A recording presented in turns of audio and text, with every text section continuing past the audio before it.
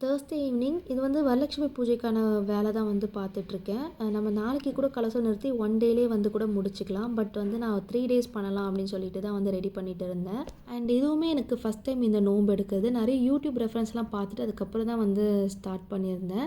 எனக்கு எல்லாமே ரெடிமேடாக வந்து கிடச்சதுனால இது பண்ணுறது ஈஸியாக தான் இருந்துச்சு. நிறைய பேர் வந்து ஓனாகவே சாரீலாம் ப்ளீட் பண்ணிவிட்டு சுவாமிக்கு கட்டிட்டு பூஜை பண்ணுவாங்க.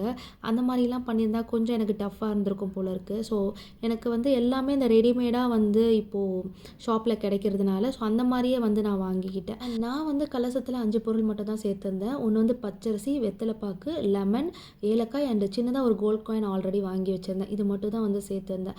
நம்ம வேணும்னா வந்து 9 பொருள் கூட சேர்த்துக்கலாம். நான் அது ஃபஸ்ட் டைம்னால ஒரு 5 பொருள் மட்டும் தான் வந்து சேர்த்துருந்தேன். ஒரு 6:30 மணி போல் இருக்கும். சுவாமி நிலவாசலில் வச்சுட்டு அப்படியே வந்து ஸ்ட்ரைட்டாக நான் எங்கே டேபிள் போட்டிருக்கணும் எடுத்துகிட்டு வந்து வச்சாச்சு.